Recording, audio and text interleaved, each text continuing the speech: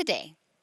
Thank you very much, Sjokz. Greetings, all you esports admirers. I'm Devin, PiraTechnics Young, and I'm here with the Welsh Wizard of Predictions himself. It's Andrew Vedius Day. Hello, Pyra. How are you doing this fine day? That's my line. I'm doing excellent, man. I'm ready for a battle of these two teams. 6th and 7th place. It is really close, as said on the desk.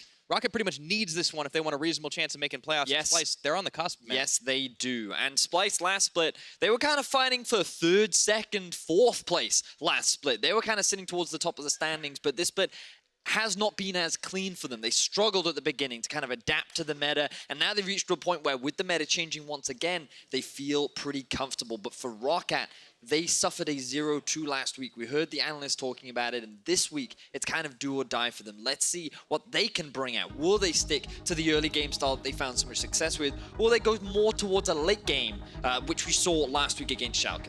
Very true. Now we also have to keep in mind that with a bit of changing meta, as you mentioned, patch 8.15, it drops today in the European LCS. So we'll see what differences come through here. So far in the bans, nothing too surprising. Immediate Zoe ban going towards Nisqy, something that we often see for Splyce as an early priority on their mid lane champion. And already we're seeing more target bans go towards some of the key carry players like Odoamne, like Nisqy, with the Rumble and Zoe taken off the board. You could say the same thing about the Roccat. Norskeren, a big playmaking support champion as well for him. So we'll see what Roccat continue to do. There's the Aatrox ban. It's on the blue side though.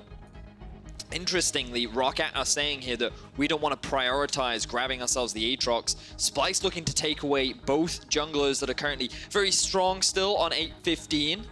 Oh, now Vedi, Akali is open. This is the I don't champion think that made you the first change on picker. 8.15. It's not a first pick champion? Picker. All right. We got a Varus. Risky. We got a Varus.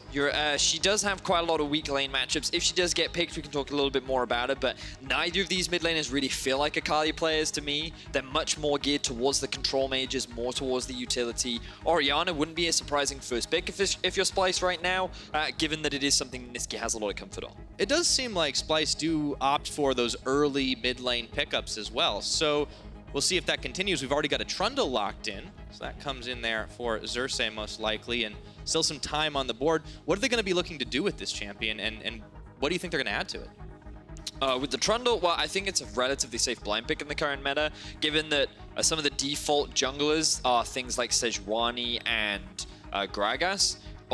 Trundle typically does well into both, and you kind of force Memento onto a carry, but he's the kind of jungler that doesn't really care if he has to play a carry. Camille has been one of his most successful junglers throughout the split, but instead, he's going towards the tanks, which is very surprising to me. This is not how Roccat have typically found success in the past. Yeah, it's a good point. You talked about preffing carries. Well, he's just almost exclusively played them. The Sejuani, a couple of standout games, but not a whole lot of success for Roccat. They also pair up Norskeren's Braum, which is an old favorite of his.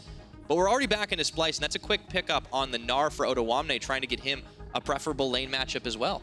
Now, it does look... What Splyce can do in the second half of the draft is just ban away strong top laners. We can see the cannon ban. Jace could be another one thrown towards Profit.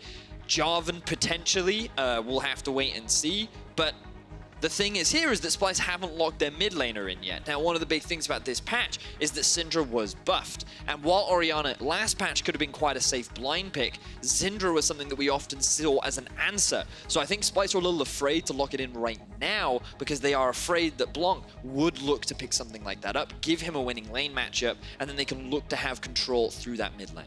Yeah. Not a lot of things really phase Splyce's mid laner, but apparently some of the changes now on this patch and going up against Blanc, definitely giving him some pause, taking their mid laner later on. Now, we're still into this second ban phase. We'll see if Splyce continue to try and eliminate some of those counter picks up in the top side. Now, Roccat have kind of drafted themselves already pretty solid team fight fundamentals. You have good engage with the Sejuani, you have solid follow-up with the Varus ultimate, you have good peel with the Braum. Kind of everything's coming together in terms of what looks like scaling and team fighting. For Splyce, they've got a little bit more of that split push air going about them. You have the Gnar off on the side lane, you're expecting him to have a winning matchup with the cannon banned away. You're trying to force Roccat onto a tank so that he can have that advantage. And it wouldn't surprise me if they locked in something like an Ezreal right now, something safe. Oh, my apologies, Ezreal already banned away. Could also be the Jhin, another big comfort pick for Kobbe. And just something safe with the Tahm Kench. They don't really need to play around, but can just hold the mid lane, provide a lot of wave clear, and then they set themselves up to grab another split pusher as their final pick. Right, so now the Ashe is the one that comes in instead of the Jhin. This is seemingly low. It's going to be a fairly safe champion. It can set them up for some big pick plays across the map, but it does seem to play into the Splyce split push style.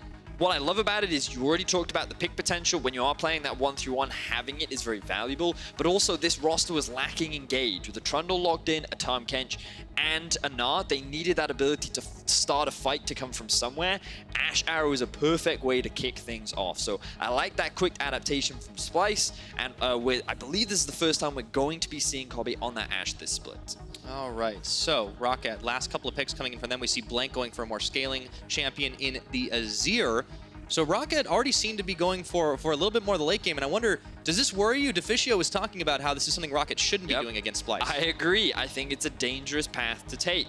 Ornn does offer more engage. You can see very much more towards the team fighting. The thing about this Azir was a big pick for Blanc last split. He found a lot of great plays on it. It was one of his best performing champions, and he's going to be picking it so far blind. He doesn't know what he's going to be playing it into. With Zoe taken off the board and Orianna as well, it's likely that he's not going to get hard counters unless Nisqy suddenly decides to play Echo, which could fit into this 1-3-1 style, but I feel like that's not the kind of champion that Nisqy likes to play. He waits till the last second, locks in the Leblanc though, so Nisqy, all right, I think he just wants to delete people and 1-3-1. So he's looking to get that winning matchup in the laning phase. It synergizes nicely with the 1-3-1 that they already have. They've got the engage from the Ashe too. Splyce trying to divide and conquer Roccat. You heard the analysts talking a little bit about how last week Roccat really struggled when teams would split push against them because they didn't know how to allocate their pressure. Splyce are looking to try and replicate that setup where you have Leblanc sitting off on a side lane, you have Gnar sitting off on the other side lane, and you force Roccat to divide. In order to get there though, you need an early game lead, Pyra, and Splyce are one of our worst early game league teams in the league. So for them to find this will definitely be a big move away from the typical playstyle that they found success with so far this split. I find this fascinating. Both teams kind of delving a little bit outside their comfort zone in, as was said in the interview, possibly one of the most important games of the season, I think, for both teams, in all honesty, because they're big playoff stakes on the line. For Roccat, reasonably, it's very hard for you to make it into playoffs if you don't win this game. You lose it, the head-to-head against Splyce, but of course for Splyce, if you drop, you have the risk of falling out of that top 6 already, and that's a momentum killer right there. So we'll see if Splyce is able to make it happen. Early game is going to be so critical in this one, in this race for the playoffs. Vedius, I think we're going to get a hell of a lot of action early on. Well, I feel like early on, the emphasis is put on Splyce to make that action happen. Roccat just want to sit back, they want to farm, they want to scale. Trying to force plays would be very dangerous for them, given how much stronger Splyce is in the early stages of the game. This is an extremely important game for both these teams. Both of them want to make it to playoffs. Likely that both of them won't. So a win here will be a big contributor in making it into top 6. It may very well be that there can be only one. Let's keep an eye, especially on this mid lane matchup, Nisqy versus Blanc. So far, nothing crazy, but as you mentioned, Splyce, it's going to be onus on them to make something happen in game. So we wanted to take a quick opportunity to talk a little bit about what has happened recently for these two teams, because a lot of emphasis has been put on the fact that recently Roccat have struggled, and they went on this wonderful kind of running theme. Speaking of running themes, I like this chant. Kudos to the fans, but Vedius, back to your point about a running theme. Yeah, I just wanted to take a second to appreciate the fans showing their support. Absolutely love that kind of involvement with the team. They're going to need it today because we look back at the last couple of games, right? Sjokz and Giants last week were two big opponents that were very close to them in the standings, and they needed to find those wins. Unfortunately, they could not do it. As you guys can see, we are dealing with a bit of a pause. It does look like that it is an issue with Profit, currently speaking to the referee, but it gives us more time to talk about what I've been trying to say. And for Roccat, they lost their last 2 games against very important matchups, Giants and Sjokz. And those are 2 games that they could have won. You look back, you see how they played. For Roccat, they had a huge lead over Giants, and they threw it in the late game. They got outsplit pushed in the end. And against Sjokz, things looked pretty decent for them, trading back and forth a lot of kills, but a couple of crucial mistakes ended up costing them the game. And the fact that they lost those games means that they fall behind Splyce and made this game so much more important. And that's what you saw on their faces last week, how devastated they look, how upset they were. It's obvious. It's raw emotion at that point when you were so close to being able to win the game, not just once, but twice, and then you get put in a situation where you're just out of playoffs. Now, to give you guys a little update on what's going on, the pause is definitely related to Prophet, who is reporting inability to use his trinket right now, so League officials are investigating on stage. Yeah, it's something you want to make sure is right. You want to get your trinkets going early. It would be valuable to use your trinket, especially in the early levels. It's a good check, man. Vision is very important. You want to be able to get it down. So while that issue gets resolved, thank you, crowd, once again, for making up these wonderful chants. Yeah, you guys are the best. We will, I believe the term is we will Roccat. I think that was what they were saying. That's what I heard. You can hear through your headphones, I'm glad. Just about, yeah. And again, that kind of support is wonderful to see because Roccat, we heard it from Freddy. They've shown a lot of growth throughout the year. And coming into this split, they kind of wanted to do it a little better than last split. They didn't want to get 3-0'd in the quarterfinals. They wanted to make it to playoffs and challenge. And the fact that they are struggling so much is certainly going to be a devastating blow for this lineup. Whereas for Splyce, they kind of want to go back to where they were in terms of that third place spot. They have a long way to go to challenge it, but securing a playoff spot is that first step.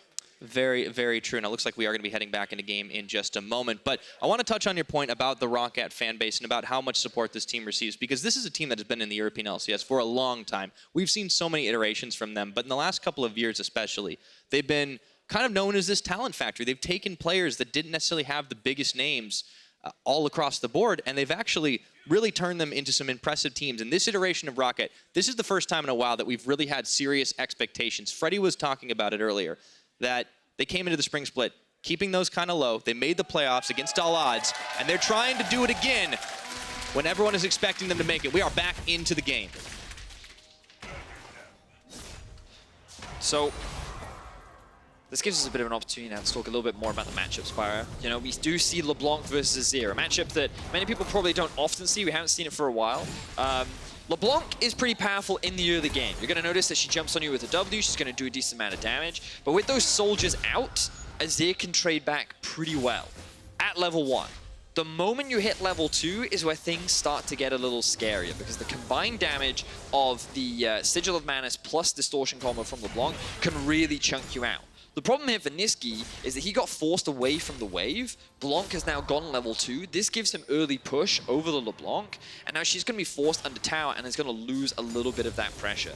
I wonder if Blanc is going to look to go back to base, and note that he has decided to go for the corrupting push. That's the Badger. And you'll also note in his rune choices that he's decided to go for the inspiration tree, and that's because he's going to go for the rune choice that gives you bonus regeneration on your potions. Right. And it's very, very valuable when you're going up against these strong laners. I would highly recommend players at home consider doing the same, because it's all about surviving, and that's what Blanc is largely looking to do. And you can see in these early levels, he got that early level lead, and he's been able to have a healthy farm so far in the first couple minutes of the game. Yeah, he's not just surviving, he's actually managing to thrive here in this matchup that Nisqy should have the edge in, but the Sand Soldier poke is starting to become a little bit of a threat there to Nisqy. We saw earlier that there was a little bit of jungle back and forth. I don't know if Xerxe was expecting Memento to be in that place at the time, and Memento was actually the one that came up with more damage earlier trade up against this Trundle, whose specialty is kind of dueling the enemy junglers early on. Yeah, and I feel like one of the reasons why Xerxe was hesitant to go for that trade was because he did see that Blanc had pressure in the middle lane, so he was a little bit worried about committing in the event that he would end up in a 2 versus 1 situation, and that early into the game, you're always going to lose that, so just decided to back off. Smart play there from Xerxe, but remember, he's going to be one of the important factors to enable this early game from Splyce. One of the advantages that Leblanc will have in this game is that she is running the teleport, so even though she did get forced back early, she can very quickly rejoin the lane, and now she's got a bit of a freeze going on. Has picked up that very early Dark Seal, Blanc doing the same, and that kind of adds to the regeneration that we were talking about a little bit earlier, where you do get that bonus healing from your potions and stuff. So it's interesting that we are seeing it from Nisqy, but he kind of expected to get poked back as well, and now he's utilizing the teleport to remove some of that pressure. Yeah, and to try and get back a little bit for himself. So, pointed out that this was a matchup that he should have the edge in, but Blanc has actually been holding his own pretty effectively I do like that they've kind of mirrored in the builds as well, so it shouldn't be as easy for them to get in lethal range for an early gank off. But speaking of ganks and junglers, Memento, we're going to look for more of that at level 6, and it is curious that he's changed up his strategy, changed his style a little bit as Kobbe gets poked very low here in the bottom lane. And Memento, he has been much more of a carry player, but clearly that's not what the team wanted this time. Yeah, they have gone much more towards the team fighting. They're expecting this to go to late game. It surprises me that they weren't confident in their ability to find an early game lead and then look to close things out, because you look back to very early on in the split, and that's exactly how Memento and the team were finding a lot of their wins. But instead, they're going for this team fight style. They did it up versus Sjokz, and they found one good fight in the late game. They had that 5-man shockwave from Blanc. They looked like they could turn it around, but then, again, a couple poor choices, and they weren't able to pull it off, which is why Deficio was saying, you can't go to late game if you're Roccat. Splyce are the better late game team, and even though Roccat have the stronger 5v5 in the late game, in a 1v1 scenario, Splyce will have the edge. Odoamne in the side lane, he will beat anyone on that lineup 1v1. Same for Nisqy. The Leblanc in the late game in a 1v1 is absolutely fine. So their ability to display split push will always be relevant throughout the game. Right, now Splyce, they definitely look a lot more at home in the late game for the most part as Nisqy finds a route off onto Blanc. Little quick pop onto the barrier. Now Memento is found up by Xerxe, flashing that pillar.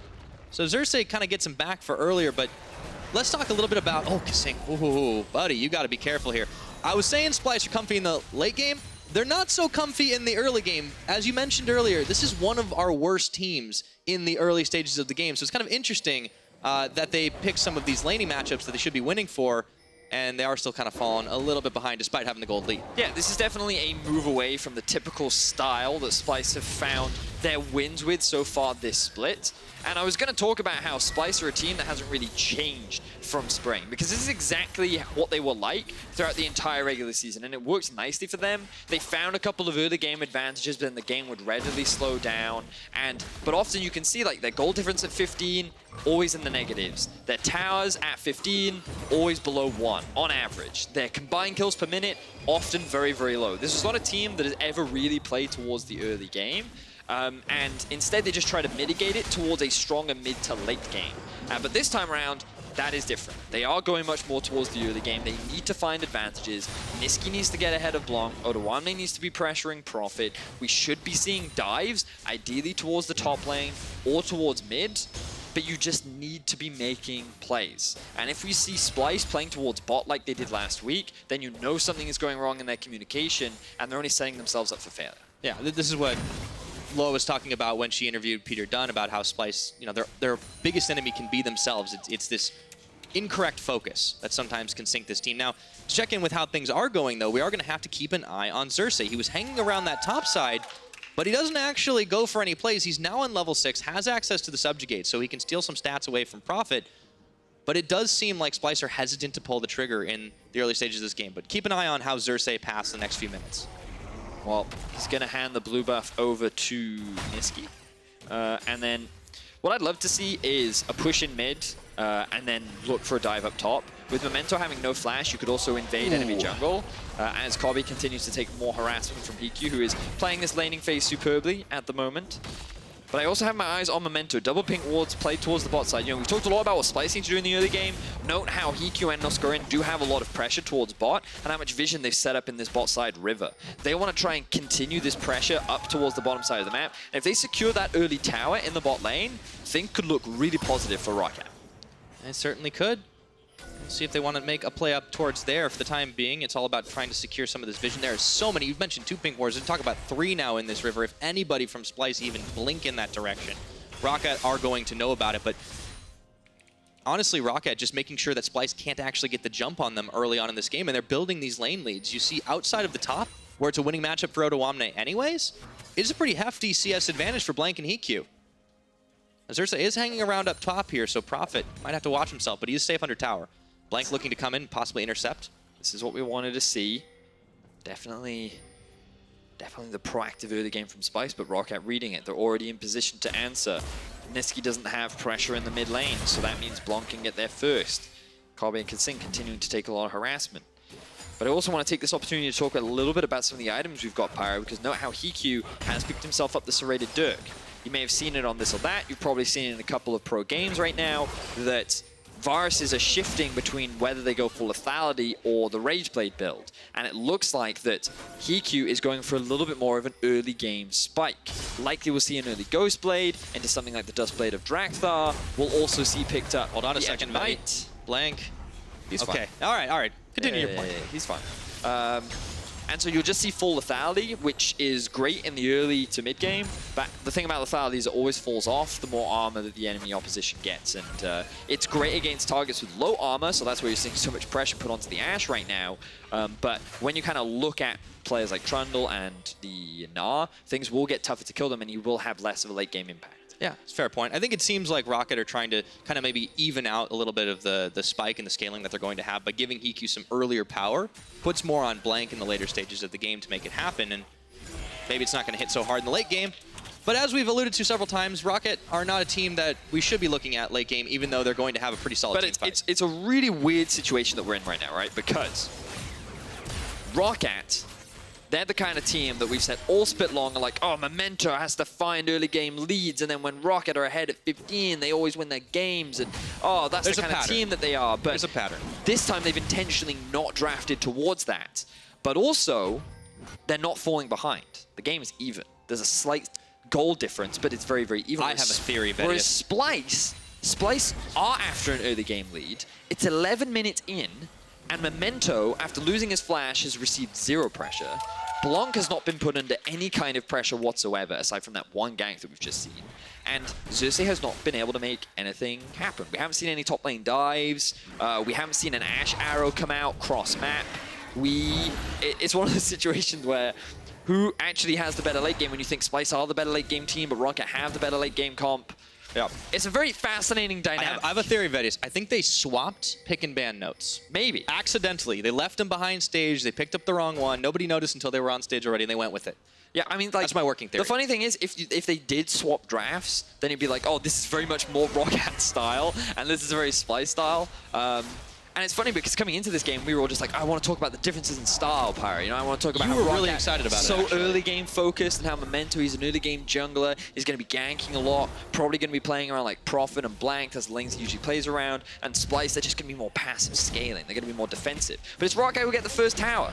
Yeah, Roccat. Despite the fact that it was a Rift Herald picked up by Splyce side, so they're actually behind the 8-ball a little bit here. All right, there's the arrow, tries to go mid.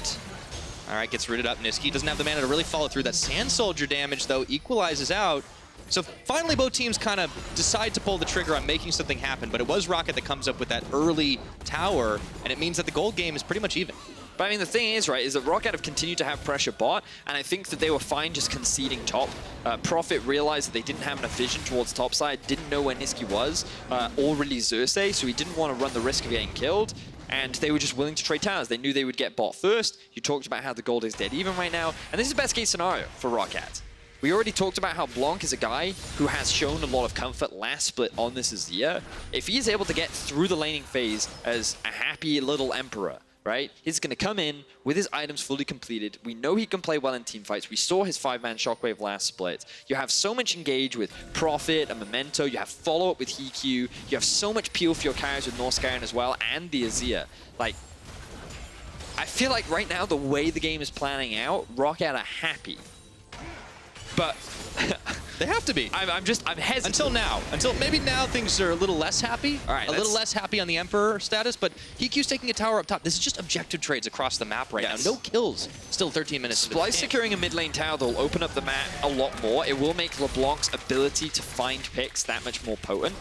And with the Ashe arrow coming up relatively soon, tower's gonna get saved. But the tower doesn't even go down.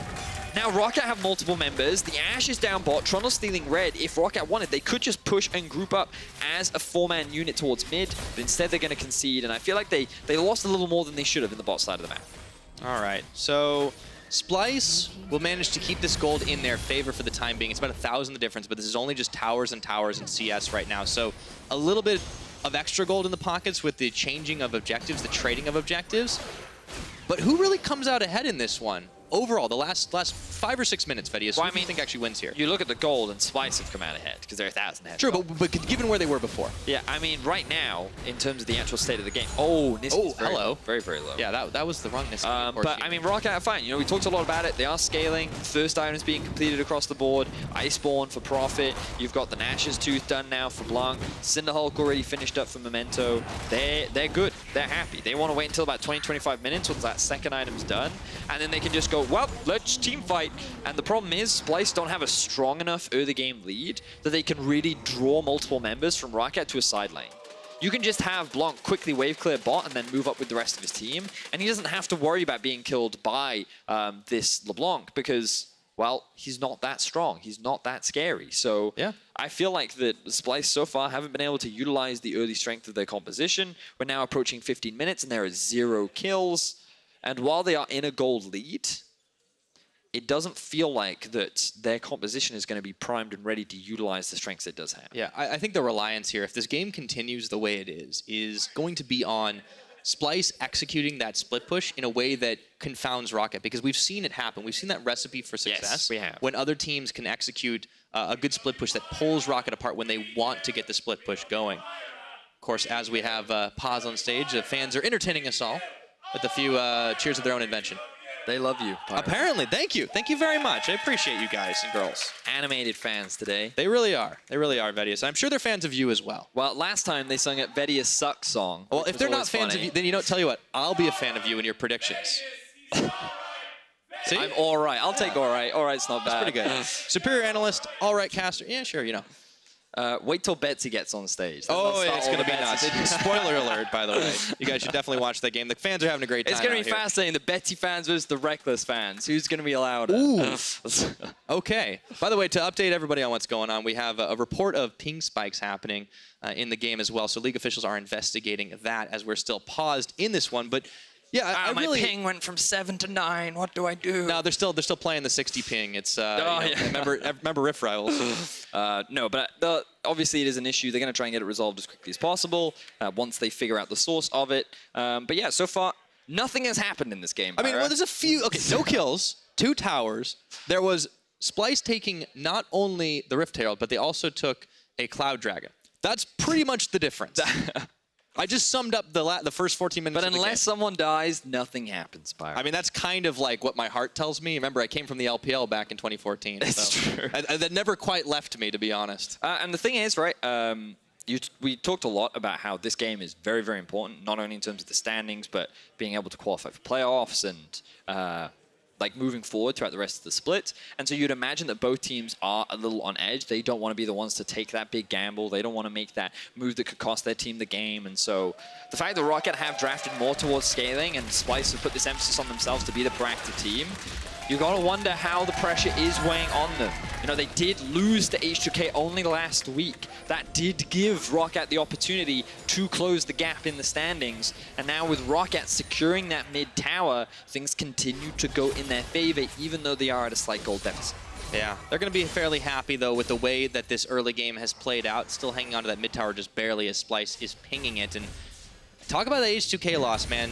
That is also a momentum killer. Roccat losing 0-2 and kind of breaking that 1-1 consistent streak that they'd had every week doesn't feel so good. But yeah, I wonder who really came out of last week a little bit worse, because we were talking it up. Nobody wants to be that team that's losing to HeaQ. You got to start asking yourself a lot of questions, and this is where you get to that point that Peter Dunn said about how Splyce can be their own worst enemy. Yep, they certainly can. So looking at the current state of the game, there's no dragon to play around. Baron is still a little too early. Items seem to be working towards their second. Nisqy hasn't actually completed his first one as of right now. He goes for the Sork shoes early. He is sitting on about 1250 gold, so he should have more than enough to go back and purchase it. But yeah, I mean, like, I feel like I'm a broken record right now. We're just seeing we're seeing Roccat play exactly the way they want to. They're not forcing any other game plays. They're getting to their second item. So things pretty chill. Here's the arrow. There we go. Instantly, though, Norskeren eats it, absorbs it. Nisqy misses everything on the combo, does get poked back. He took more damage. Yeah, that's a little unfortunate as a Leblanc. But I do have some news for you, so you don't have to be that broken record, Vedius. This is looking like we're going to be in for the latest first blood of the split. Here we and you know who owns that record, too? Who owns it? Splyce. Of course from they last do. week. So this is What is consistent. the number, Pyra? Do you know? I believe I'm going to go ahead and get it from stats in my ear one more time, but I'm pretty sure we're past. It was 16 minutes and I want to say 4 seconds or 14 seconds. Okay, so we are guaranteed to set a new record. 3 seconds. I was off by 1, as is my always is my math. We have ourselves a new record, and of course it's Splyce trying to set it, but they needed to make things happen early on, and I feel like it really hasn't been enough here. No, it has not. That's my analytical opinion, by the way. Anyone in solo queue that has ever been a 0-0-0 Leblanc by 17 minutes never goes, yeah, I'm happy with this. She is so much about lane dominance, finding picks, and now look, Blanc coming in for a flank. Okay, let's see if he can make this one happen. Goes over, gets the two-man shuffle up, and I don't care if you swallow the Ashe, you're going down, my friend. That is going to be 1 kill, first blood, swag in style. Kobbe is going nowhere, and Blanc picks up 1 with HeaQ on the other. It's inner tower time. Latest first blood of the split secured by Roccat as they find 2 kills onto Splyce and secure themselves a tier 2 tower in the mid. Well, things are starting to get real interesting right now, so Roccat take the incentive, and this is the team fighting. Let's take a look at that one more time. Nice flank from So Blanc. Blanc using the vision that Roccat had set up in the bot side of the map to get behind Kobbe and kaSing. kaSing does his best to keep the AD carry alive, but the kind of blind throwaway ultimate from Memento to lock down Kobbe, securing another kill for the team, means that Roccat find 2 kills and now have swung the gold in their favor. Oh, that was absolutely beautiful execution there from the Roccat side. And this is what we like to see from the Roccat team. When they pick this composition, when they pick for some team fights, even if it's maybe not so late in the game, they can really execute this well when they're on the same page. And that's why it was so heartbreaking to see them just fall down, just fall short twice last week. It certainly was. The question is, can they continue with the lead that they currently have? This is a team that has come back before. They found these late game leads, but then they often make that one poor decision that throws the game away. This is why we heard Deficio on Ready Check say, do not go into the late game, because they haven't shown a consistency in that aspect. Something that Splyce often do. Let's not forget last split how many times they went to 45, 50 minutes. They were defending their Nexus, and then they found that miracle fight and were able to turn the game around. This is a team that's kind of been conditioned in the late game, and it's an environment with which they thrive. So even though they're at a goal deficit, you can never really count this experienced squad out. Yeah, I think that's very fair. Like, a lot of the don't go to late game for Roccat is a lot more on how good Splyce are at executing at that point. So we won't rule them out anytime soon. But for the time being, Roccat are looking very good. Now, Blanc does find Odoamne zoning him out a little bit. He's split pushing himself right now. A lot of vision, though, is allowing Roccat to get away with this. Looking again at some of the items and the vision that you talked about. So many control wards set up towards the bot side.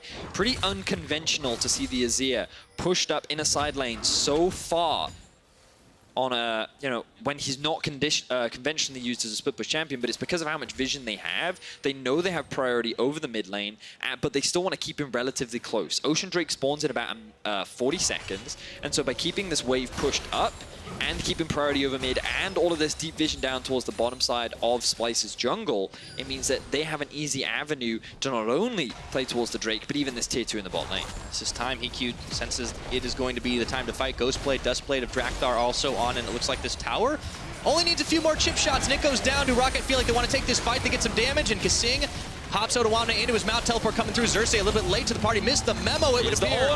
Ornn's happening. Xerxe goes golden, but I think they're going to leave him out to dry here, and HeaQ's taking him down. Roccat knocking on the doors. Roccat are playing so clean right now. They find themselves another tower. They find themselves another kill.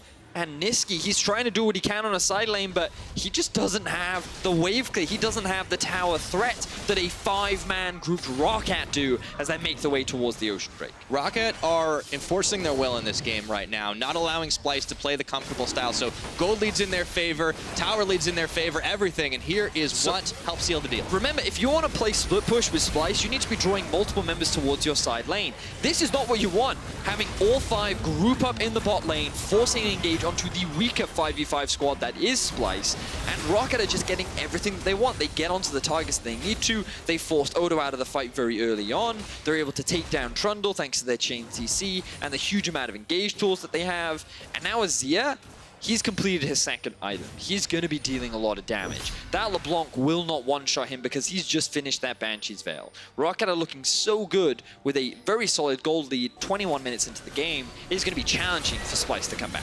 Happy little Emperor. Roccat are going to be in the driver's seat for the foreseeable future unless Splyce can make something happen, and they seem a little uncertain here. This is what Freddie was talking about. It's all about getting that execution, getting last week out of your heads. It seems like this is a completely different team right now.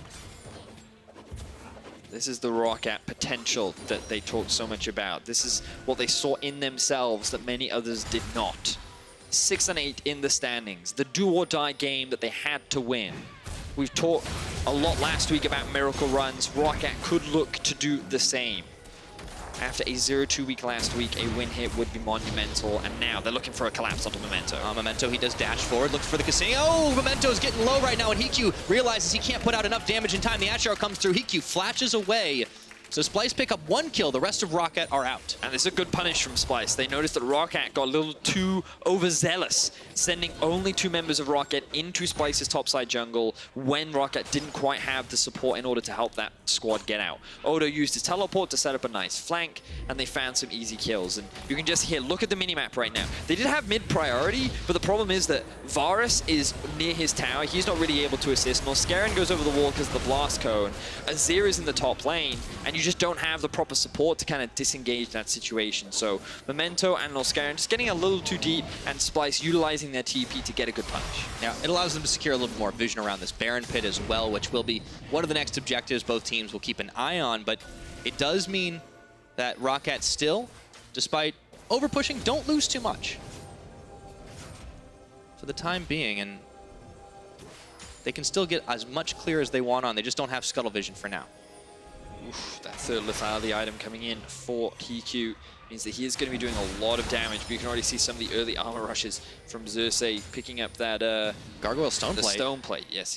He's going very tanky as a Trundle. But look at all the Merc Treads you can see as well. Very little armor built elsewhere means that HeaQ will continue to do a lot of damage as it all comes down. Okay, and they're going to knock him up. kaSing is going to go ahead and pop that stopwatch, but now the fight's in here. Odoamne's find the flank, and Blanc is trying to come in. I don't think Roccat are quite on the same page, but Memento takes down Odoamne before it even starts. Memento is also going to fall. Kobbe getting the kill, and Splyce bleeding and bruised, but they still want to take this fight right now. Stun off onto Blanc. Norskeren moving through, and the shuffle goes back. Hop back into the belly of kaSing, and they're still going. This is an all-out brawl, and Xerxe is going to find Blanc and Kobbe firing arrows as many ways as he can. Prophet not able to find the kill, and Splyce are going to make out like bandits. Prophet falling, double kill to Xerxe. Splyce with the victory on that fight. Huge turnaround team fight for Splyce as they find a successful 5v5 against Roccat. They do not want to risk going for the Baron right now. A teleport was just used, and now they have a teleport of their own. They're going to start it. Okay, all they needed to know is that Roccat spent the teleport and then ended up canceling away, so Splyce unopposed on Baron Nashor right now. A massive fight is going to result in a massive objective for this team, and wouldn't you know it, Vedius, we are right back into it after one of those critical mistakes from Roccat. Oh, big mistake from Roccat. Got to see the replay on how that all came to be. No steal going to come out from HeaQ. Splyce secured themselves to Baron.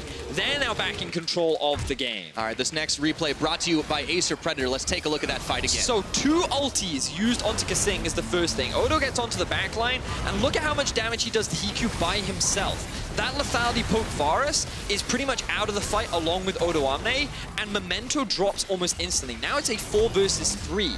And then the decision here from Blanc is the crucial one. He commits so hard on trying to kill Kobbe that he throws himself into all 4 members. And with him dead, all of the damage is now gone.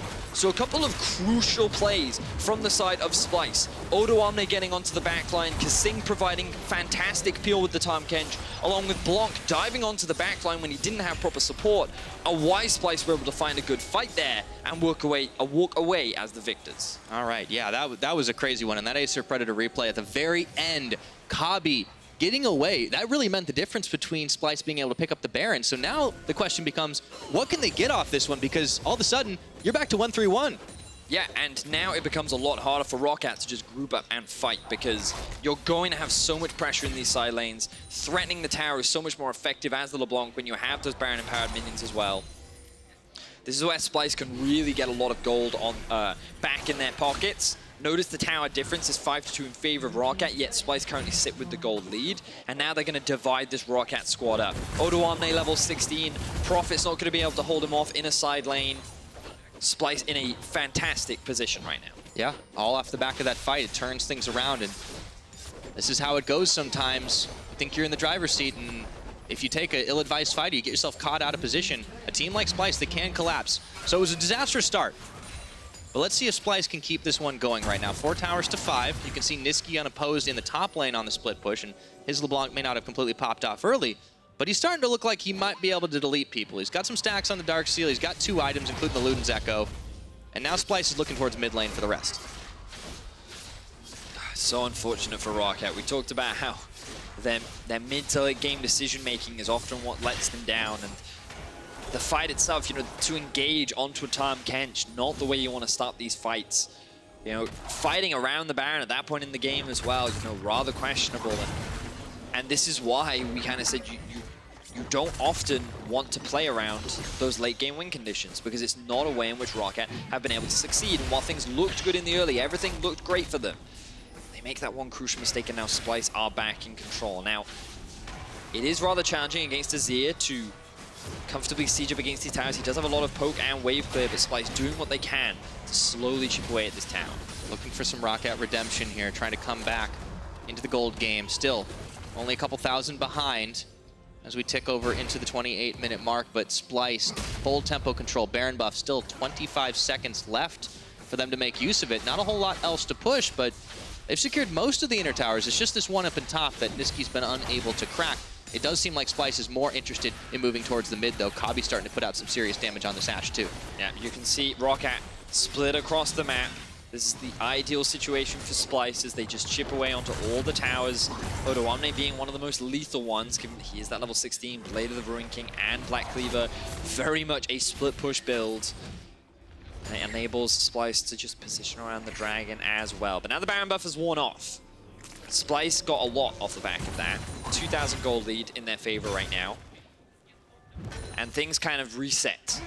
We gotta remind ourselves of the win conditions for both teams. Roccat, very much about 5v5 team fighting.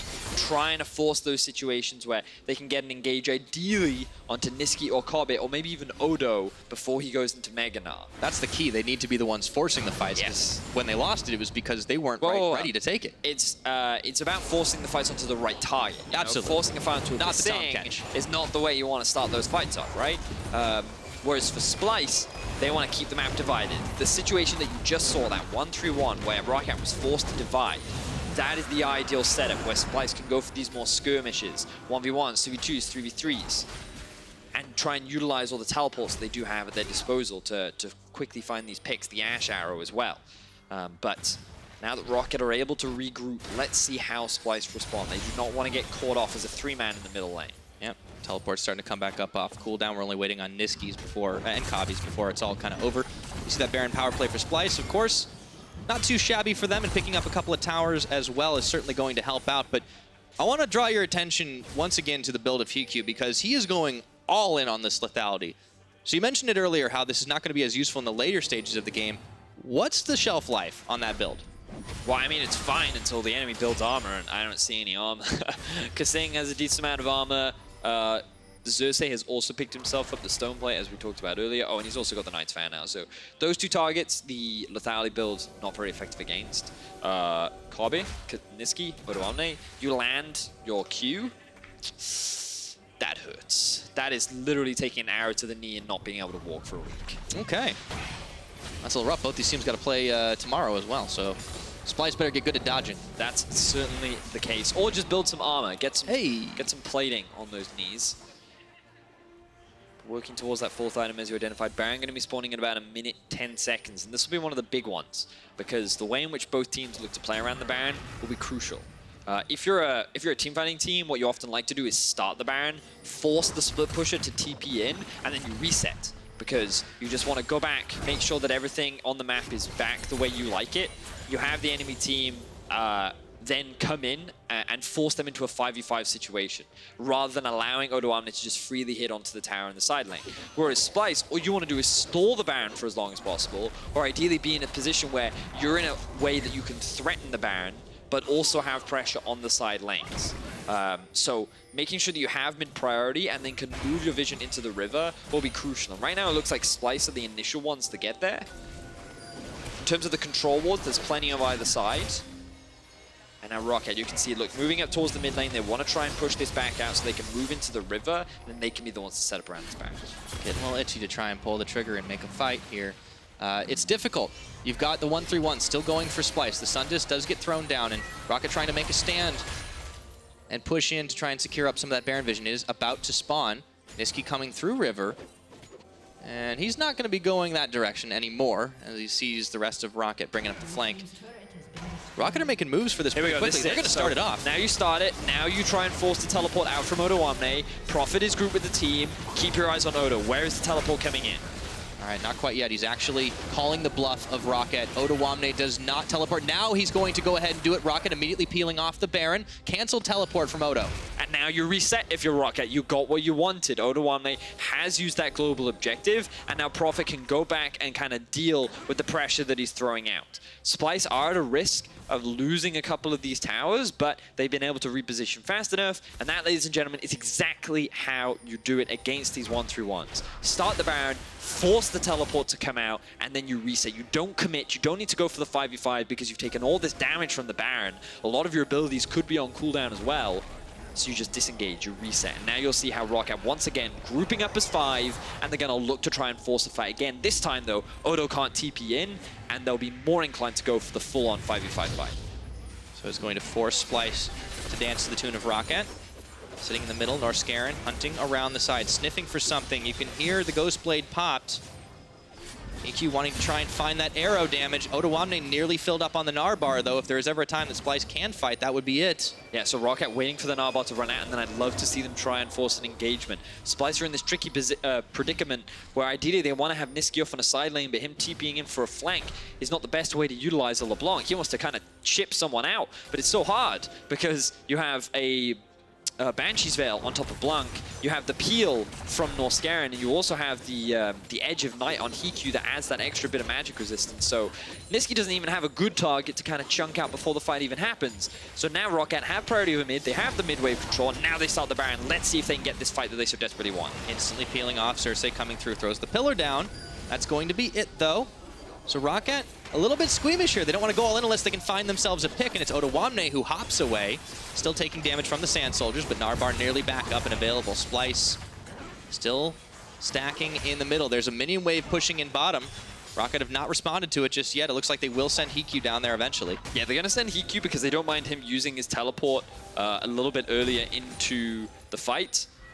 Ideally, they want to have Profits TP up because Hodo's is going to be ready relatively soon, and they want to have that available so that the two top laners can match. Here we go. Here we go, Nisqy. Lands good damage. That's a lot of damage. Not as much of the chunk as he was hoping to get, but still, that is not chump change either. Here comes Odo with the massive Gnar! Right into the edge of terrain, and HeaQ comes up, bringing up the rear a little bit too late, and it looks like Splyce is going to be able to start this fight off right. Xerxe takes down Memento. It's a 5v4, and Roccat are bleeding out here. Blanc unable to get back into the fight, and all they can do is try and push back the remaining members of Splyce. They win that one huge. They didn't even need any further kills because Roccat can't contest Baron. This is the second fight in a row where Odoamne has been instrumental in securing the win for Splyce. They now have 5 members on the Baron. 2 TPs are available for Roccat, but it looks like they're just going to concede it. No smite, and that means no contest. Splyce will pick up Baron number 2. 35 minutes into this game. Profit sniffing forward, just wanting to see if this is happening. It looks like he might even give his life over at this point. Roccat realized they have to take a not-so-smart fight. Nisqy looking to sniff around the side, and once again, the execution errors plaguing Roccat. Splyce walk away with a bonus kill. They walk away with the Baron. The gold lead's going to build even more. Let's look at Odoamne once again. This guy on the split push Gnar build starts off with Nisqy getting a good chunk onto Norskeren. Definitely a great way to start the fight. But he goes in 4-man Gnar ultimate into a 4-man stun. The Kobbe ultimate follows up. The Norskeren ultimate whiffs. And then you have Kobbe dealing free damage along with Nisqy on the back line. Xerxe can just shred through Memento after stealing away all of his stats, making him a very squishy tank. And Splyce just played that fight so beautifully. God, Odo That's the second time now we've seen him have this fantastic ultimate, and he has been the core reason that Splyce has been able to win so many of these fights. And Roccat are supposed to have the team fighting composition, Vedius, so you called it way early on in this game about Splyce. They are going for the split push, but when it comes to late game execution, they have the edge yet again. Not only Baron buff, but the Elder Dragon in tow. Oof, they have everything. 2 Cloud Drakes sit under their belt, so they will deal a lot of extra damage with the burn. And now you can see how they're dividing up the map. Nisqy, he needs to go pick up his blue buff. Classic selfish mid laner, but there's still plenty of time left on the Baron and the Elder. Their main goal now is to get themselves an inhibitor. With that gone, breaking the rest of Rockat's base becomes easier, but also forces Splyce to crumple up. Could Roccat finally find the fight that they've been looking for? Because outside of the first 22 minutes of the game, Roccat have not been able to find anything go their way. And it seems like they just haven't been in the right position to react to it. You saw in that last fight that HeaQ just wasn't even there until the fight was almost already over. Odoamne splitting, Narbar nearly full, Nisqy hanging around the side. That's going to be the Unbreakable, already used. Nisqy sniffing in and finds the Banshee's Veil. But nonetheless, Splyce pushing up here for what is looking to be a very critical moment for them, as they've already managed to really execute well in the later stages of this game. Splyce, 10,000 gold to lead and looking to try and secure up their playoff chances. And the pressure is really mounting for Roccat. Remember that this game is so important for them to try and secure a spot in the playoffs. You can see 6 and 8 for Roccat, 7 and 7 in Splyce. But the reason why this game is so important is because Splyce already are 1 and 0 over Roccat. Another win would give Splyce the head-to-head record, and given how close these two teams are in the standings, even if Roccat miraculously win all their games and then Splyce lose it, if they tied score at the end of the season, Splyce come out on top. That's why this game is so important. And given the situation they're in, Roccat are going to have to find a miracle play to turn this game around. As it stands, they're already just losing out on these objectives here. Inhibitor falling in the bottom.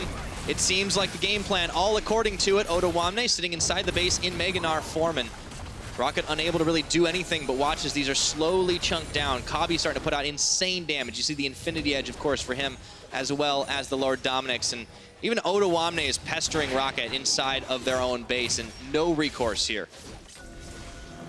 The Baron buff is about to wear off. Elder Drake short to follow, but they will secure themselves another tower. Maybe an Splyce inhibitor. Continuing with their pressure. All right, Odoamne pushing forward. Chain's not going to land. That is a tilter for sure, if the rest of this game hasn't already gone that way. And Splyce going straight on forward. Norskeren does delete Nisqy off the map, and maybe this is the chance for Roccat to finally find that fight, unless they can beat feet out of here. Norskeren, Memento stepping forward, Kobbe low, but he's surrounded by teammates, and there's not a whole lot of AoE coming through. Roccat, they needed more than that. Look at the side lanes, Vedius. Splyce still secure themselves 2 inhibitors. Yes, Roccat found a good kill onto Nisqy. He overstayed his welcome, he took a little too much damage, but the damage has been done. Splyce now sitting at a 10,000 gold lead. They're winning out a lot on these fights just because of the way in which they're out-executing Roccat. Let's see how quick... so Nisqy takes a chunk of damage, he then jumps into range of a double ulti CC from Memento and Norskeren, and it gives away his life. So a bit of a misplay there from the mid laner of Splyce. And Roccat kind of saw an opportunity to maybe re-engage, maybe find a 5v5, but the engage tools had gone and Roccat had nothing left to follow. I don't know what you're talking about, Vedius. I think he pulled off a great magic trick. He made himself disappear. That's very true. No one could definitely figure that one out. 1-1-5 so far this game. Has decided to sell his Dark Seal, working towards the death cap, but it's about time. At this point, I mean, he hasn't needed to have a massive impact because it seems like Splyce has done what they needed to do the back half of this game. I feel like some of the, in that crucial fight that they did win, getting that big chunk onto Norskeren definitely helped. And we just kind of wanted to see more of it. But again, Splyce doing what Splyce always do, late game. And, even, again, this composition is not bad in the late game. It's just that it only thrives when you're in the 1v1, 2v2 kind of... Or if Odoamne gets a 4-man Gnar, but you can't count on that every time, I suppose. A 4-man Gnar, yes, that's very true. Whereas for Roccat, yeah, in the 5v5 scenario, they do have that great late game, but if you can't execute upon it, then it's not going to work out for you, even if you do have the scaling on your side. And so far, Splyce have not been enabling them to do that. They're nicely dividing Roccat up. You can see that Nisqy and the 3-man squad in mid are just pushing the super minion waves in, going to make it easier for the rest of Splyce to threaten that top tower and that final inhibitor. But I feel like we're on track for getting a 3rd Baron this game. Splyce definitely going to play it calm, cool, and collected for now. And no need to make the mistake. Keeping in mind those stakes, Splyce, well, they all but lock up playoffs. Not 100% guaranteed for them. Of course, there are a couple of other teams in the LCS that will be cheering for their victory today, because Splyce win this game and Misfits and Fnatic secure playoffs for sure. That's very true.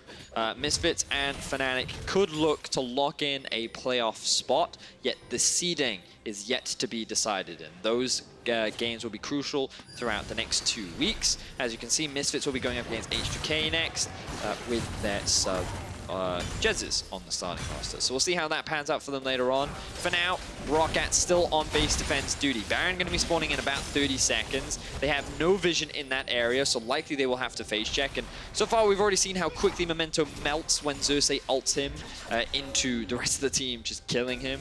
So face checking probably not the ideal scenario that Roccat want to find themselves. Yeah, very fair. Now, for Splyce, it does seem like Baron, 3rd time will be the charm for them. Be able to secure this up 8 seconds, and they're in a prime position to do it. But Odoamne waiting in the wings as well.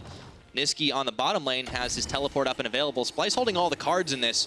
And if Roccat do come back into this game, it has got to be one of the most impressive comebacks. But it's so hard to see them doing it at this point. 42 minutes in, well into Splyce's territory. 2-man on the Baron. Oh my word. Yeah, that's a lot of Ashe damage. Rapid fire. Yeah, they're melting through it. Roccat can't even get close, and it's secured. No, that's it. Easy peasy. I don't know about this fight, though. Let's see if they can get Odoamne down and get swallowed up by kaSing, denied. And meanwhile, in the base, Nisqy is dueling up against Prophet, pushing that wave in. That was not a great duel. That was more of a, hello, how are you? He just wanted to keep the pressure up. Prophet was forced to answer. Splyce secure themselves the 3rd Baron of the game. Gold's still about 10,000 in their favor, and they can go back to the 1-3-1. They don't need to wait for the Elder Drake. Odoamne going to preemptively teleport in. Maybe a little too early because the rest of his team is not quite there to help join, but I don't think he wants to give up this minion wave just yet, as Blanc is here to answer. Okay, inhibitor does come back up. That slight bit of relief for Roccat, so the bottom lane inhib will no longer mean that super minions can be pushing down to the bot side for Splyce. In the mid, still continues for now. Nisqy keen to change that, however, as he keeps on this split push duty. And Splyce is just taking everything away from Roccat. At this point, Kobbe is 2-shotting red buff and everything. Yes, yes, yes. It's only a matter of time now, Pyra. Roccat, they need to find some miracle of a play. Can they do it? That is the question. I don't know what kind of voice that was, but I don't know. You should do that more often. Nisqy going in, and Prophet's out. A little bit of damage just tickles him. Doesn't matter, though. The threat's real. I figured out what voice it is. What is it? Here we go. Engage coming in the mid lane. Ornn coming through. kaSing already swallowed up Kobbe, and now Memento does finally land that prison on, but I don't know if that is going to be the target he wanted right now. Memento already starting to get shredded through. Even Nisqy bringing up the rear, and Roccat, they were going 5v4, and they were still losing this fight. Splyce are the stronger team, and they flex their muscles once again. Ooh, Splyce, they've been able to avoid death once again. They still have a lot of their ultimates available, especially Odoamne. He did lose a lot of his health. Ooh, very close to getting picked out. Those arrows. But Gnar is on the way. For now, the Roccat keeping their inhibitors alive. Splyce going towards the Elder Drake. They're going to continue to play it safe, continue to play it defensively. Roccat, do they face check? Oh, they do. There's the pillar coming up, and kaSing just sends out the tongue lash. Roccat still trying to sniff around for a fight. Got to be careful, though. Your base is already in shambles. Now Splyce on to the Elder Dragon, looking to start securing up vision easily first, and the Honey Fruit will keep them healed. And it's at this point of the game where it's all Kobbe. Let's see if Memento can pull off a miracle. Late game 80 carries it back, baby. Wow, this is very late game. Okay, Elder's gonna reset. They actually have priority on this. But look at Nisqy. Are they gonna rush it down? Here we go. This is it. Oh my Roccat, goodness. Their dream of a comeback is right here, right now. They need this one. Here we go. Nisqy trying to come in here, and it looks like this is not quite enough damage to take this down. It's gonna be coming down to a smite fight, and it's secured by Memento. But can they win the fight? Odoamne gets a Gnar over the wall, and in goes Nisqy to shut down HeaQ and Norskeren. That fight is lost. That game is lost. Splyce when it counts. Splyce obliterate Roccat 5-0. They have the Baron buff. They have the Nexus set in their eyes, and Splyce are on their way to playoffs. One fell swoop Looked like you got yourself the dragon, but you lose yourself the game. Splyce pull a most critical win in the race for playoffs. Things looked dicey in the early game, Pirate. Oh, they did. They did. They didn't find those early kills. The 1-3-1 wasn't looking good. They were getting engaged on. Then a couple bad decisions from Roccat mean that Splyce found some excellent team fights. Odoamne in particular came up huge on the Gnar. It wasn't just him, though.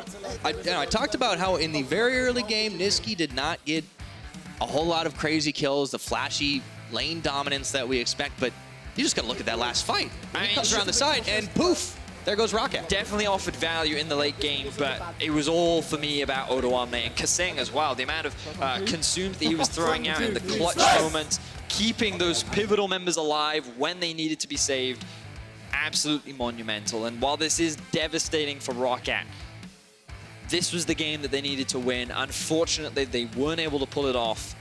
And Splyce now setting themselves up nicely to secure a playoff spot. Nothing locked in just yet, aside from the fact that Misfits and Fnatic will be making their way to playoffs. I think those two teams just became Splyce fans. For the time being, Splyce, they can hold their heads high, absolutely. After losing a little bit of momentum, after stumbling a little bit in the loss against H2K, they're all smiles right now. And they deserve it. That was a well-played game, especially the back half. I still got a lot of questions about this team's early game, but just very slow. If they can win, I guess it doesn't matter. Yeah, at the end of the day, a win is a win. They are just a very slow, patient, methodical team. They don't like to take risks. They like to play things a little bit more on the defensive side, and that's what they did. Every single member died only once, and they secured 3 Barons in that game. Their late game stats are probably going to look pretty good. A couple of Elder Drakes, don't forget about that. Yeah. Well, they had almost every objective. The other one got stolen. Oh, that's right. They got 1 Elder Drake, and then they got the Ace afterwards for that one, so that was the game. But it's great for Splyce, because now they put themselves in a much more comfortable position. I believe there is still a possibility for them to kind of challenge seeding positions. There's still a lot left to be determined, and nothing is actually locked yet, aside from the fact that H2K can't qualify, and Misfits and Fnatic have qualified. Yeah, so there's still a whole lot of playoff spots up along the lines, but they have a very important question we have to answer. After all that action, who is your player of the game? Is it Odoamne? Is it Nisqy? Maybe it's kaSing. I don't know. You guys tell me. Head over to LOL Esports on Twitter and give us your vote. I mean, you pretty much called out each of them as having like a significantly huge impact. So I think those are all good choices. For me, I have to believe that Odoamne was the key player in that. The fact that there were so many instances where Roccat were the ones to set it for a team fight, but Odoamne with some clutch ultimates really turned the fight in their favor, is kind of the player that enabled this big win for Splyce. Yeah, fair enough. Now, for more on Splyce's win, let's check in with Laure and their support. Thank you, Pyra. Splyce opening the week with a win here and getting one step closer to playoffs. Now, kaSing, what does it mean to you to take down Roccat today? I mean, it's obviously really good because this kind of not secures it completely of going to playoffs, but it gives us like a really high chance to stay in the playoffs, which is obviously what we want to go for. Even though this game was like quite long, it was 45 minutes, it's some stuff that we're working on, and it kind of shows that, we kind of are really patient and we're able to pick up the win in the end, which is really good for us. So pretty happy about it. Quite long and quite scary in the beginning because you had a shaky early game. You bounced back right from it during the mid game around the Baron pit. So talk me through the communication there. Who took the calls? Actually, well, this game I was Tahm Kench, so it's a bit hard for me to, tell people what to do. But I think Odo kind of carried this game. Like, he always, spoke about when he's roaming and stuff, what he can do, what we should do. And I think Odo kind of earned MVP in my heart, of course. Oh. Do you feel like the communication between you guys is well right now? Is it well-rounded? I think compared to last week, when we done really well against UOL and then we lost to H2K, which was a bit bad. But no, I think this week went really well in terms of like practice. Like, we knew what we had to work on, our weaknesses, and yeah, it just showed in this game. Yeah, and moving on now, I took some time to talk to Duke before the game, and he told me that the biggest enemy for Splyce right now is yourself. Can you elaborate on that? Yeah, I feel like sometimes we're able to get a lead that we should be able to win off, but we just kind of overestimate the enemy or underestimate the enemy, and then after we kind of just throw the game there.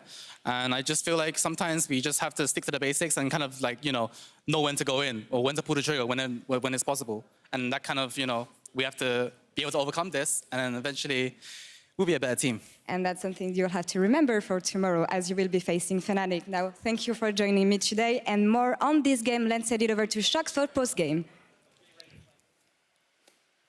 A nice wave there from kaSing. Thank you very much, Laure. Nice interview, and I think he's right. Not their own enemy. They had to pull the trigger at the right times, and I think that's also what defined their later game in this one specifically. I do want to start with picks and bans. I want to know from you guys what you think the idea was between both compositions, and then afterwards we're going to compare this to what you had as the win conditions for each team. Yeah. So I mean, start off. Yeah, I mean, if you look at Splyce, it's very clearly trying to split up the map, look for a 1-3-1 with Odoamne and Nisqy in a side lane, and try to play a slower game where you try to pressure a lot of turrets. Whereas Roccat, they went full team fight and tried to scale into the later game. Yeah, and I think one advantage Roccat got in the draft was around the bottom lane. So they first picked the Varus pick, and I think the Tahm Kench is an answer to avoid the Varus Tahm Kench lane, which is super annoying to deal with. Like, you can't really stop them from pushing, and it's just such a safe lane. But that actually opened up for Braum, which is Norskeren's, you know, old favorite pick. It's good against the Tahm Kench. So he gave a winning lane to Roccat, and also a lane that was really good later in the game at stopping any mid lane control from Splyce, which is what you need if you want to play split push. So I really feel like this bottom lane made it really difficult for Splyce to actually play their comp, which forced the game into just team fighting. So basically, Splyce did follow kind of the win conditions you guys set up for them before the game, where it was all about Odoamne getting him on a split pusher. Yeah, they took those win conditions and then went even a little bit further with them, because not only did they go for one split pusher with Odoamne, but also, as I mentioned, Nisqy on that Leblanc had the ability to pressure out inside lanes. Yeah, and Odoamne won his lane by like 50 CS. You know, he was always able to be a threat whenever a split push could have been set up. It was just hard for him to do. On the Roccat side... You said, I do not want to see them in late game no matter what. They do not listen to you, Deficio. Let's first take a look at the, as you highlighted, the pre-game win conditions, which they did not follow at all because they did not try and do anything around Prophet in the early game. See the first line, get Prophet ahead. He was down 50 CS. Nope. What's the second line, Ender? Do not go to late game. Right. That's it. So they draft full late game. They obviously then go to late game. And man, they don't know what to do in the late game. So once we saw the draft, we actually had to change the win conditions for Roccat, which again is not something we wanted to do, but we had to suddenly change it onto, okay, you have the Varus pick, so okay, protect and win bot lane. They did. Yeah. 1 up. Control wards, we love it. Push in, it's great. Lethality Varus pretty overpowered in lane as well. Yeah. Second line, now you have to go to late game, you actually execute the team fights, and they can't fulfill this win condition. They couldn't. Let's see how that played out in the game. Wow. Let's see how that played out in the game, because despite all of this, they did protect bottom lane very well. They even got ahead in the early game. Their first 2 kills we're going to take a look at once again in the mid lane. We got that Braum who can cleanse off the arrow, and then they re-engage. Yeah, and this was actually Splyce using the pressure of the side lanes to try and make a play. It didn't happen, whereas Blanc here has no ward spotting him out on this approach, finds a flank to catch out Kobbe and kaSing in the mid lane, because they're always playing on the back foot, because they're against a super strong duo that Roccat drafted. And after this fight, I tweeted, now Roccat can show us their late game. They should not be able to drop this game here. They have great setup to stop 1-3-1 with this winning mid lane. Because of the Varus, they protected him. He won his lane. They have a great late game team fight as well. This is the moment for Roccat to show that I was wrong in my pre-game win conditions, and the new ones were the correct ones. But somehow you always turn out to be right, because it started going to the wayside for Roccat. If we take a look at the next team fight, this is where the game started to scale, and then actually Roccat should still be in a pretty good position, but the team fight just didn't go in their favor. I mean, they would if they didn't spend 2 ultimates onto a Tahm Kench, who you had a stopwatch. Then they use the Ornn onto just Odoamne on the top side. That means they have no spells to actually participate in this fight, and Splyce able to stall out for that re-engage. And Odoamne, obviously, the big hero with the initial engage, and then it's kaSing time. Oh yeah, kaSing flashes to save Kobbe right there. And then even at the back end of this fight, Kobbe gets into a little bit of trouble after getting the kill. You see kaSing channels the ultimate to 2 inches away from him on the screen. Kobbe can jump right on in there and get out free. Now, I don't want to underplay this here, because when we were watching this in the cast room, Ender, you lost a word I'm not going to say. I have never seen you so excited about a champion interaction. So let's take a look again at Tahm Kench and how he saved Kobbe. You screamed, I've never seen anyone do this, and I always want them to do it. I was literally screaming back there, because I think this is an underused mechanic on Tahm Kench, because as long as he doesn't get hit by any damage, he can channel that ultimate and jump out. And if he actually recasts it immediately, he can't be CC'd as he's going down, down, but someone can click on it. In this case, Kobbe jumps out freely. And again, the really cool thing about it is his W, the Devour, is obviously on cooldown. So that's the only way for him to save the Ashe in this situation. So you end up having almost a double Devour situation. And then actually W was ready a couple of seconds later. He could use another Devour. So he got 3 in there. And just imagine the team fight too, the comms going on, because he's trying to set up this play where he doesn't have control. He's ulting out, he's screaming, Kobbe, get in me. We're jumping out of here. We're trying to escape. And it was just really impressive It was stuff. beautiful, and if we look at the context of the game, it may have been very important as well, because this is where Roccat, unfortunately, lost the plot completely. They lost that first fight, then they gave up the Baron to Splyce, and it all turned on its head. And that's kind of the Roccat story. They had full control of the map. They could do almost anything, but when you blow all these ultis, or sorry, engages onto the first the Tahm Kench, and then you let your AD carry get hit by the Mega Gnar that jumps in, it just sets up a bad fight for you. But obviously, I think there's a lot of credit to kaSing specifically for that one, and Odoamne. Following fights, I still felt like Roccat could win. I kept thinking, no, it's okay. They can still win in the late game. But every fight we got to see from here on and out was just Splyce favored. Yeah. And the issue was, as soon as you lose Baron against a composition that wants to push all these different lanes, you are just going to lose so much gold. They were down 10,000 gold coming into this final team fight. I think this is what you mean when you say they could have still won, Yes. right? But then Nisqy does a great flank, honestly, and gets 3 kills in the mix. So this is the kind of situation where you're already behind and you rush Elder Drake the moment it's open, and you obviously can't protect your flanks. You don't have any vision around you. You don't 100% know where Leblanc is coming, but you have to take that risk because look at the gold graph at this point. Like, you're like 10k down. And it was actually Splyce starting the Elder Drake. But I gotta say, over the last 2 weeks, Roccat has tried to get that Elder Drake a couple of times, and every time they've gotten it, they immediately lose the game right after. Like, they must be the worst feeling ever of like, guys, maybe there's a chance, and no, we don't have a chance. I want to see win rates of when Roccat finishes a game without Elder Dragon ever spawning compared to 100%. games where Elder Take it out of Dragon the game. does spawn, because that's late game and it's not good. Yeah, and all jokes aside, this is really bad for their chances in playoffs, and it's now happened 3 times in a row, which is the most unfortunate timing and occasion for them. On the other side, it's great for Splyce in the race for playoffs. It's great for Odoamne because he's player of the game with 50% of the votes. Nisqy had a great late game move. kaSing had that one Tahm Kench move, but overall, Odoamne was instrumental in the team fights. I think so. I mean, great laning phase, obviously, on the Gnar into insane team fighting, as you said. And we kept highlighting this. Like, they wanted to almost avoid team fighting with their comp, but they couldn't because of the Varus pick in the mid. So they had to team fight.